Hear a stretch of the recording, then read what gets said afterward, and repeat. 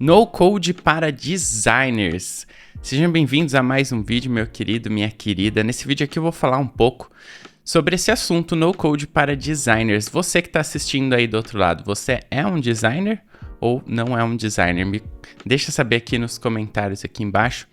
E eu quero fazer alguns questionamentos aqui. Essa semana eu tenho tido conversas com pessoas aí que trabalham na área de design e que estão interessadas em entrar no universo no-code. Será que faz sentido para designers entrar nesse universo no-code e começar a aprender ferramentas no-code? Se você já trabalha com design, me diz aí se você já está utilizando ferramentas no-code, há quanto tempo, quais são as ferramentas que você mais utiliza. Mas a dúvida para quem ainda não está utilizando é justamente essa. Será que eu, como designer, eu devo aprender ferramentas no-code? E se sim, por quê? E quais ferramentas eu devo aprender, investir meu tempo e me aprofundar? Bom, eu fiz exatamente esse caminho, né?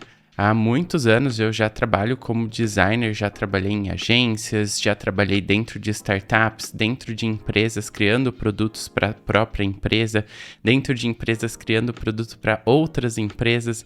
Então eu já trabalhei em vários cenários e ambientes diferentes com programadores ao lado ali, tendo um time de programadores, também times de design, já liderando designers também. Então eu passei a minha carreira desde daquele começo ali, trabalhando como freelancer, fazendo um pouco do digital, fazendo um pouco do gráfico, depois trabalhando com metodologias ágeis, já trabalhando daí com UX, com UI também, trabalhando como product designer e cheguei até o nível de senioridade, de lead, já fui lead em algumas empresas, já trabalhei como senior também e já trabalhei até como product manager, então tenho uma vasta experiência aí na área de design, na área de produtos, e o mais interessante é que o no-code, ele sempre fez parte da minha carreira de alguma forma.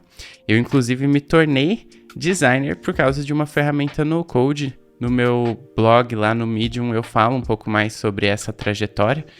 E é interessante porque eu descobri que era possível você fazer um site quando eu era um estudante no ensino médio. E lá foi que eu descobri, poxa, eu consigo fazer um site? Nossa, que legal!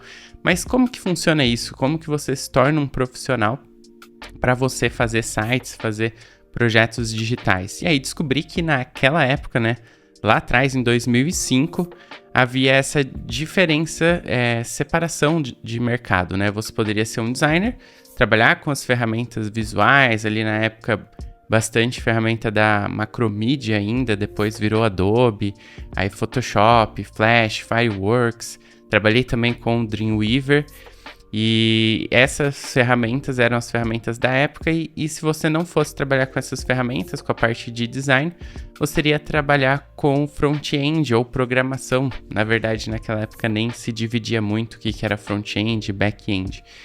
E aí eu, poxa, me vi no lado criativo. Mas aí que é o ponto é o seguinte, que você como designer, né, dentro de uma empresa, geralmente você trabalha em um time ali que tem outras áreas, que tem outros profissionais, e aí você pode ficar muito focado em design, né, em até segmentações do design. Você é mais UX, você é mais UI, você é mais research. E aí você pode fazer essa segmentação e se tornar um especialista. Mas eu sempre gostei de ser mais generalista e justamente ser capaz de entregar o projeto como um todo para o cliente.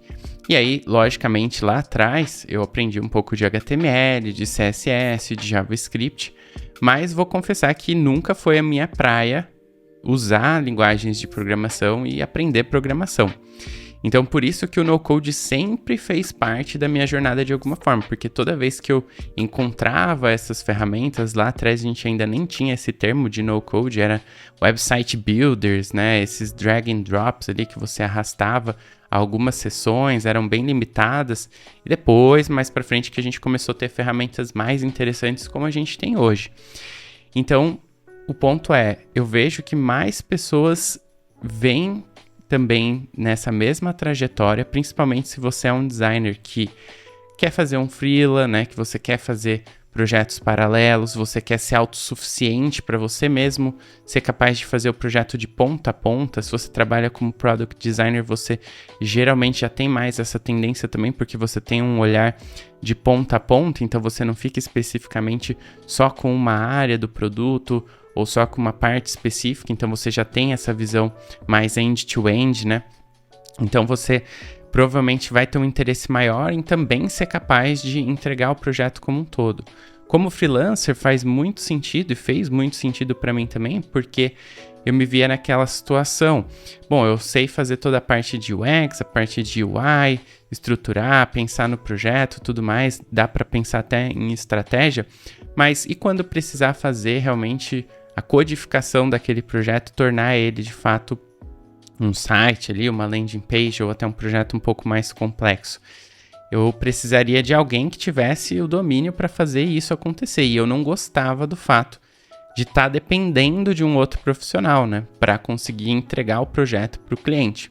Então eu vi essa oportunidade de aprender essas ferramentas para me tornar autossuficiente ali no meu trabalho e poder entregar de ponta a ponta sem depender de alguém.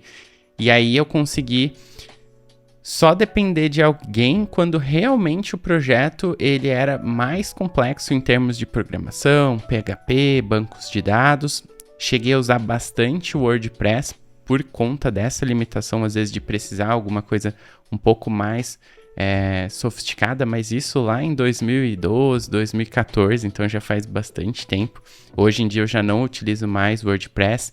É uma ótima ferramenta, mas é uma preferência pessoal minha. E aí eu dou mais atenção para outras ferramentas, inclusive depois que quando eu estava nesse momento mais em agências, fazendo mais projetos assim, eu usei bastante o WordPress. Depois que eu descobri o Webflow, por exemplo, eu parei de usar o WordPress e foquei mais em utilizar o Webflow. Hoje em dia a gente já tem mais ferramentas, o Framer está ficando bem interessante para quem é designer, né? E eu acho que também muda um pouco a seleção das ferramentas, se você é um designer ou se você é um programador, ou se você quer atuar de ponta a ponta com no-code também, e os tipos de projetos que você vai fazer. Geralmente eu vejo o no-code para designers como uma ótima oportunidade para você criar landing pages, para criar sites. E se você quiser embarcar também na área de produtos, é possível.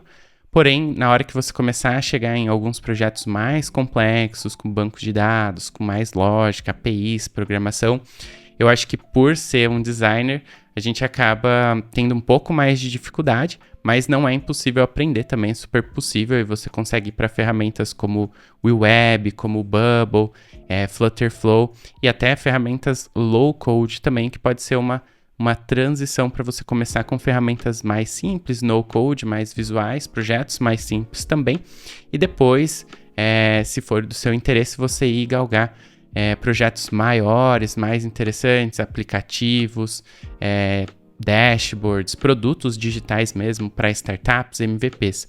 Mas o lance é que o no-code ele abre essas possibilidades para você como profissional, que é um designer mais talvez descolado ali, que quer botar a mão na massa mesmo, que tem interesse às vezes em fazer projetos freela ou às vezes projetos paralelos. Eu tenho bastante esse perfil e é por isso que eu gosto bastante do no-code, porque para mim o no-code vinha como uma forma de tangibilizar algumas ideias de startup, alguns projetinhos que eu gostaria de fazer em paralelo.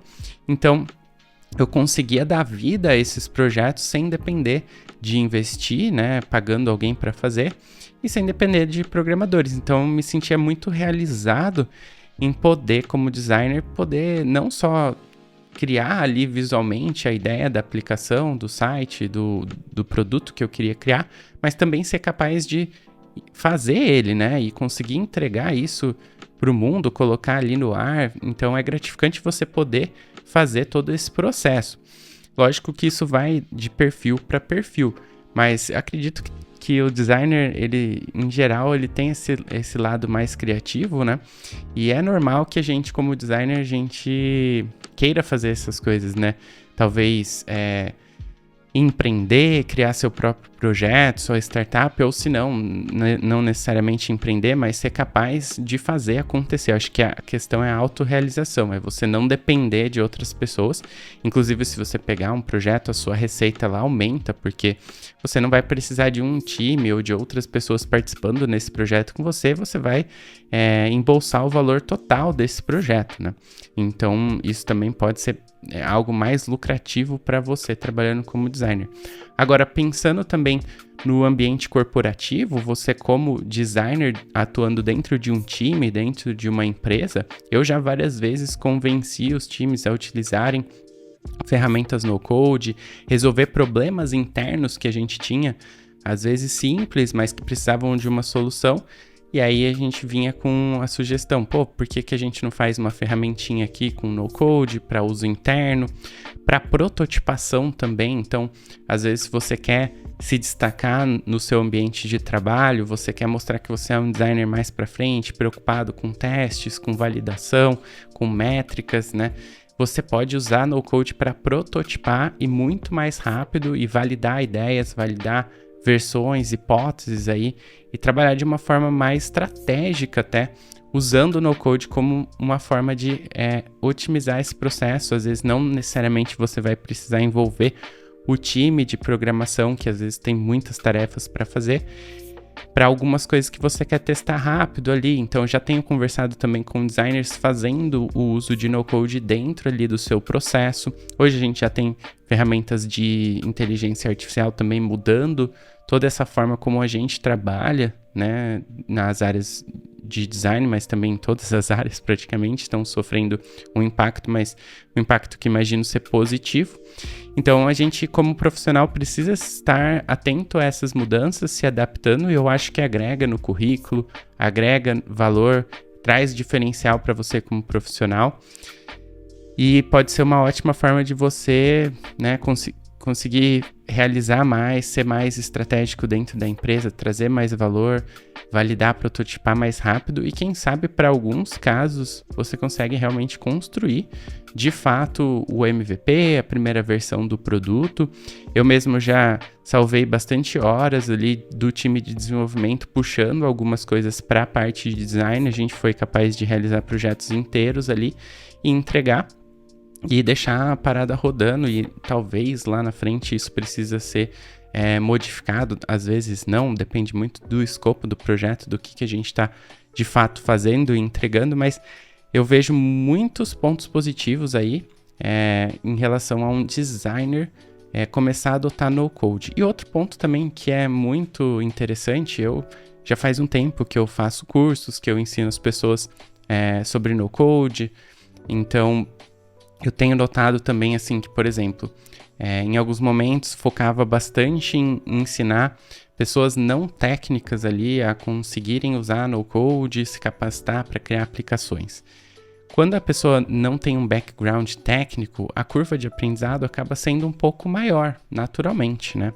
A pessoa não teve muitas experiências passadas ali para ajudar ela a conseguir interpretar as ferramentas, conceitos que às vezes para a gente que já atua na área de tecnologia há um tempo são básicos, né? E também para empreendedores querendo fundar suas startups, criar seus produtos, projetos digitais, que também às vezes não tem tanto background técnico. E aí eu comecei a perceber que designers conseguem aprender muito mais rápido. Por quê?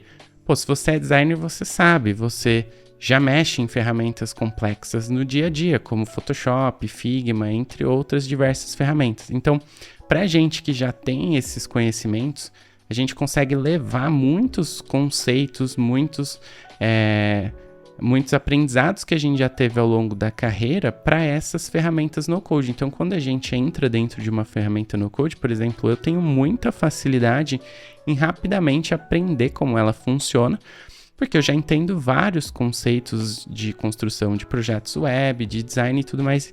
Eu já estou acostumado a mexer com ferramentas complexas e essas ferramentas, elas têm semelhanças entre elas, né? Então, você consegue rapidamente já mudar de ferramenta, a se adaptar ao modo como você trabalha.